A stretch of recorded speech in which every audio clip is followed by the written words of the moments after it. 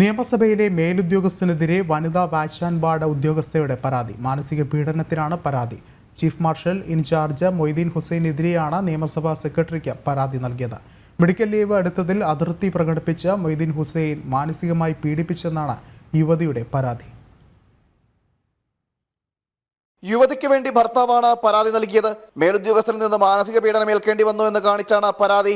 Watch and ward വിഭാഗത്തിൽ പർജന്റ് അസിസ്റ്റന്റായി ജോലി ചെയ്യുന്ന യുവതി കഴിഞ്ഞ 7-ാം തീയതി മുതൽ 15-ാം തീയതി വരെ അവധിയെടുത്തിരുന്നു. 3 വയസ്സ് മാത്രം പ്രായമായ കുട്ടിയുടെ അസുഖത്തെ തുടർന്നാണ് അവധിയെടുത്തത്. ലീവ് കഴിഞ്ഞ് തിരിച്ചെത്തിയ യുവതിയോട് ചീഫ് മാർഷൽ ഇൻചാർജ് മൊയ്തീൻ ഹുസൈനെ കണ്ടതിന് ശേഷം ഡ്യൂട്ടിയിൽ പ്രവേശിച്ചാൽ മതി എന്നറിയിച്ചു. തുടർന്ന് മൊയ്തീൻ ഹുസൈൻ വന്നതിന് ശേഷം ക്യാബിനിൽ വിളിപ്പിച്ച് യുവതിയെ അധിക്ഷേപ വാക്കുകൾ പറഞ്ഞുവെന്നാണ് പരാതി. ഏറെ നേരം അധിക്ഷേപം തുറന്നതോടെ യുവതി കരയാൻ ആരംഭിച്ചെന്നും മാനസിക സമ്മർദ്ദത്താൽ ബോധക്ഷയം വന്നതിനെ തുടർന്ന് നിയമസഭാ വാഹനത്തിൽ ആദ്യം ജനറൽ ആശുപത്രിയിലും പിന്നീട് തിരുവനന്തപുരം മെഡിക്കൽ കോളേജിലും പ്രവേശിപ്പിച്ചുവെന്നും ഭർത്താവ് പരാതിയിൽ സൂചിപ്പിക്കുന്നു. കൃത്യസമയത്ത് സഹപ്രവർത്തകർ കണ്ടതിനാലാണ് ആശുപത്രിയിൽ എത്തിക്കാനായത്.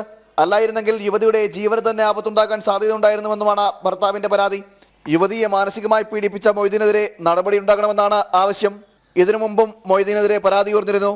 നിയമസഭാ സെക്രട്ടറിക്കും സ്പീക്കർക്കുമാണ് വാച്ച് ആൻഡ് വാർഡ് ഉദ്യോഗസ്ഥരുടെ ഭർത്താവ് പരാതി നൽകിയത്. ജനം, തിരുവനന്തപുരം.